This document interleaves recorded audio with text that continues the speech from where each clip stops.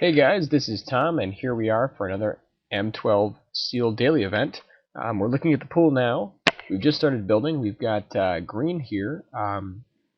In green, we've got double Llanowar Elf, which is pretty good. Runeclaw Bears, Rampant Growth, Plummet. We've got an Archdruid, so a little bit of a minor elf theme going on.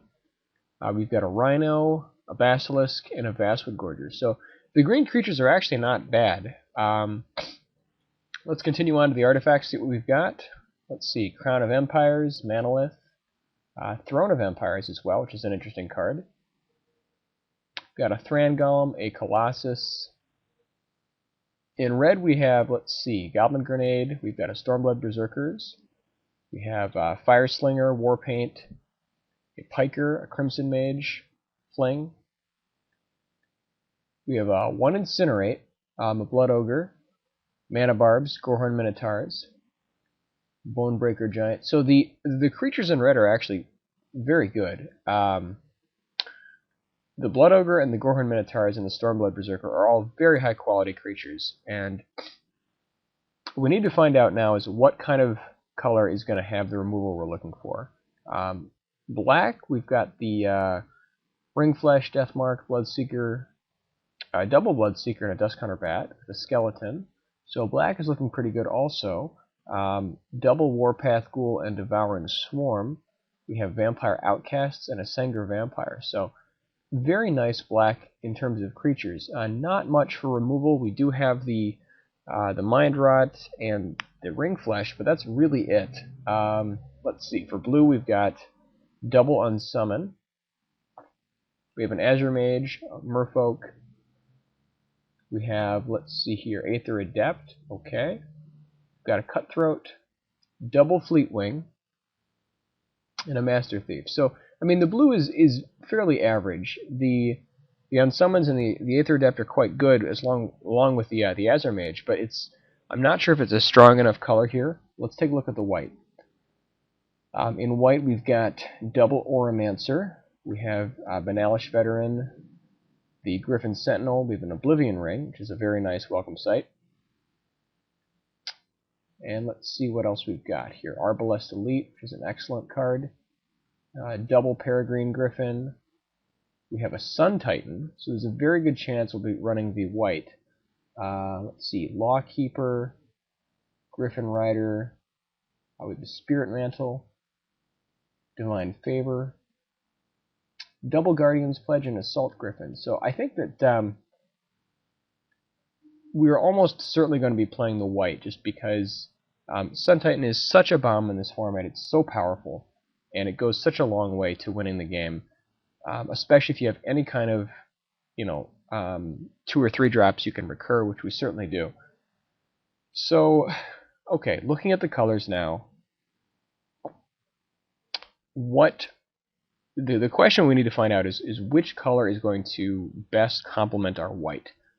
With the white we have a fairly higher curve. We've got the Sun Titan, we have a few Griffins, we have a number of 3-drops. So to complement that, I think that the colors we're going to be looking at are potentially going to be either like the green in terms of accelerating our draw into the Sun Titan. The black is another possibility. I mean, the Bloodseekers go a long way to really carving out some of that early damage. Otherwise, we could look at like a blue-white shell. The problem with the blue is that the the blue is interesting. We have an Azure Mage here. We have an Aether Adept. So we've got a few more flyers as well, and the Cutthroat. Not sure that I want to be starting the Master Thief. The Dignitary is fine, but I'm not super in love with this card. I think the black might be a little bit better than the blue, however, just because we have the Vampire Outcasts. Sengir Vampire is another potential threat. We have the Mind Rot. This is actually kind of difficult. The The green gives us, a few quality late drops. It has some nice early game, especially with the Jade Mage and the Llanowar Elves and the Rampant Growth, but not much in the, the way of removal. Okay, so I think that,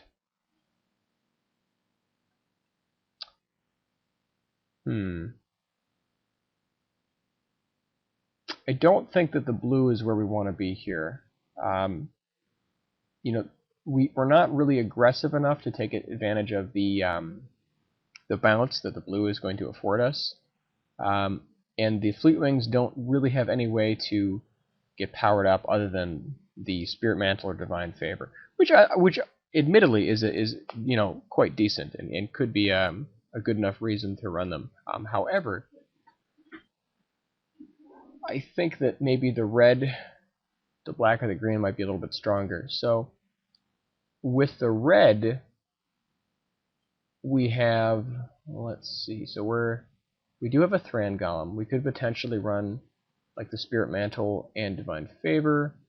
If we go red, we will also have options with Warpaint.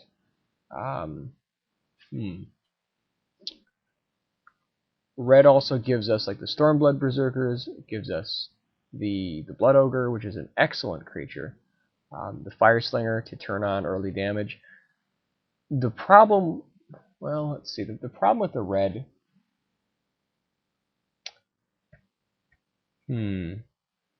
I don't know that it has enough early game for what we want to be doing. Manic Vandals are probably going to be in the board to begin with.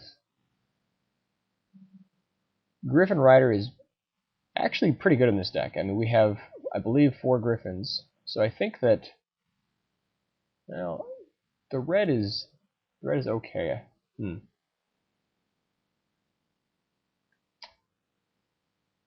I think the green is probably not what we want to be doing. We want a little bit of removal. The Llanowar Elves do speed up the draw, so that might be worth noting. But I think that we want either the Incinerate or potentially the Ring Flesh. The real question now is, does the red or the black complement this a little bit better? The one nice thing, I mean, with Sun Titan, if we can bring back Devouring Swarm or some other creatures, I mean, that could potentially be a nice little combo there. The Reassembling Skeleton, Devouring Swarm combo, we have that. We have a number of mid to early game cards in black, which complement our white pretty well. Let's see. Deathmark we probably would not start. We do have Dark Favor if we decide to run Thran Golem as well.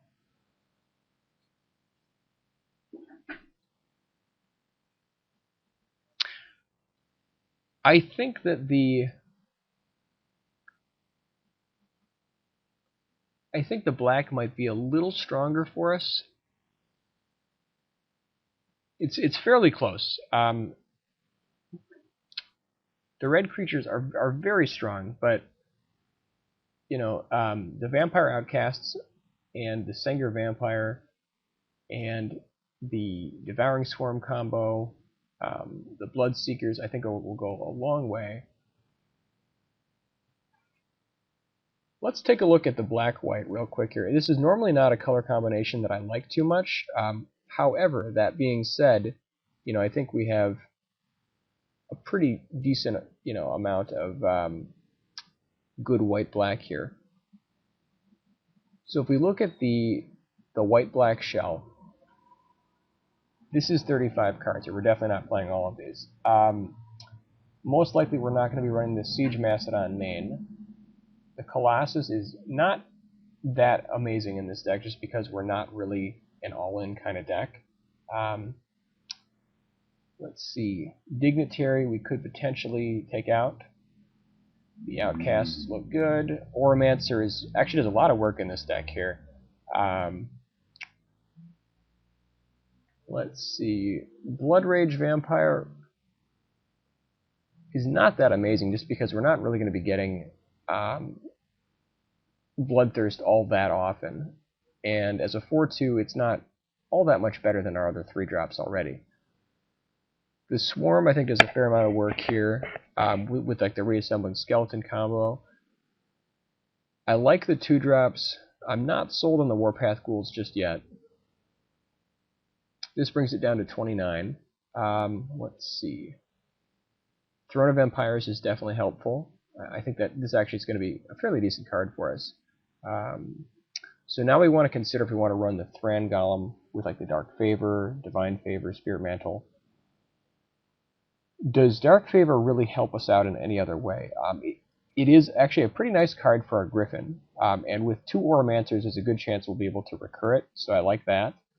It's great on the Thran Golem. It's very good on the Reassembling Skeleton. Well, actually, that's not true. It's good on the Dusk Hunter Bat, or our Flyers. Grand Abolisher is interesting. It's good on the Griffin Sentinel. So, I mean, there are a few, potential targets for it.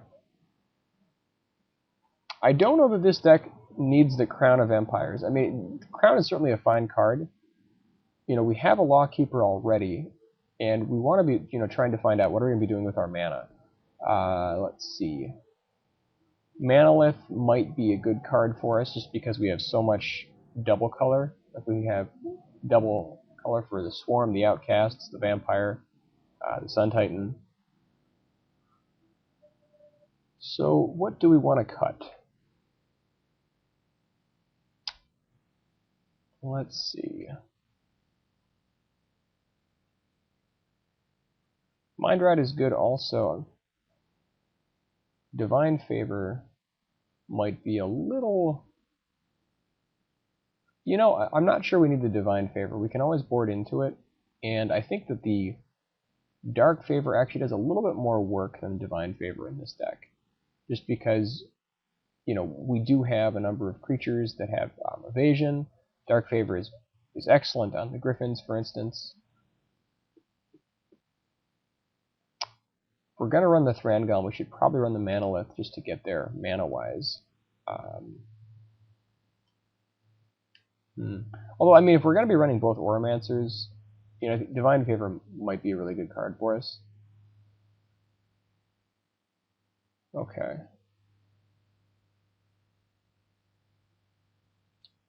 So I think maybe a card that I would look at cutting... I'm not sure about Grand Abolisher. I mean, he seems fine, but he's double white early, and we may not need him.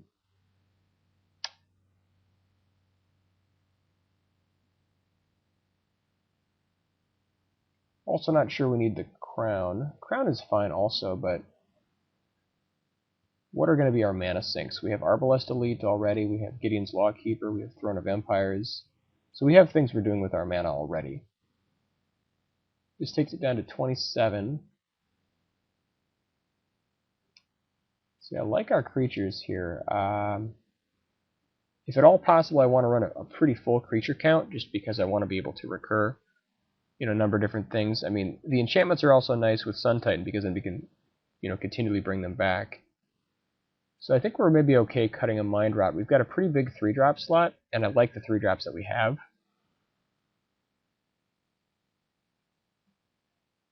At 26 at this point.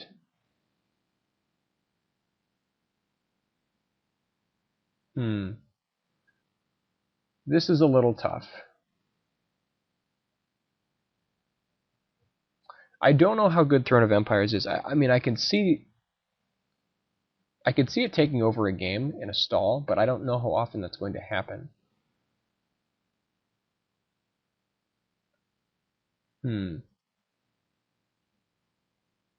I mean, in Sealed, I think it's definitely better than it would be in Draft, just because, the nature of the game is going to be quite a bit slower.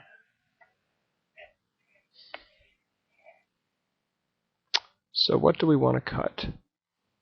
I really like the double Bloodseeker. I mean, I think that, is very good at sort of edging out some early damage. We may not be aggressive enough to really take advantage of it, though. Like Bloodseeker has a really good place in a deck that's very good at racing.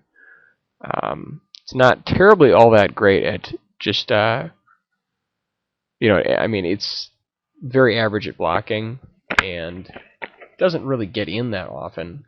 Could be correct to maybe take out like a Bloodseeker here. You know, we can certainly board them in if we need to.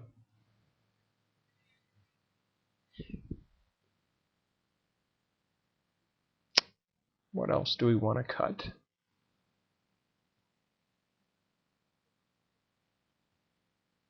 I really don't want to cut any more 2-drops at this point. I'm not even sure we should cut the Bloodseeker.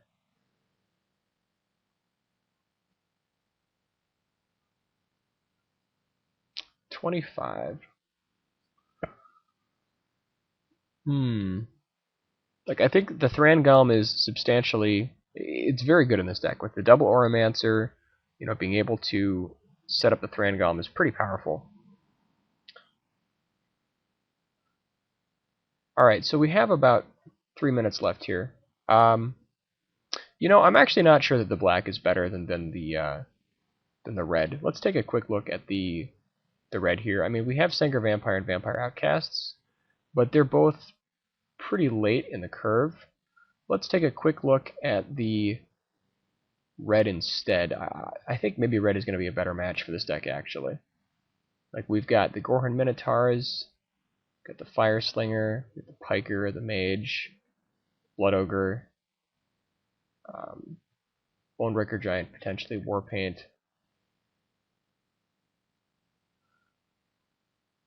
This is 26. Okay.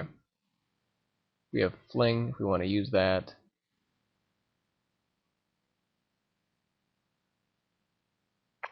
So in this setup, yeah, I actually think the red might be a little bit better for us. Like, we want the early game.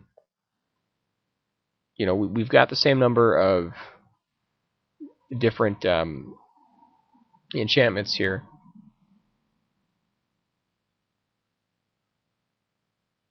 I don't know how good Throne is what it really comes down to. I think we probably can take out the Bonebreaker Giant, just because we want to have a pretty, you know, well set up curve. Like, I think we could run the Bonebreaker Giant or the Throne, but probably not both. Definitely want to keep the enchantments. What do we cut? This is 25.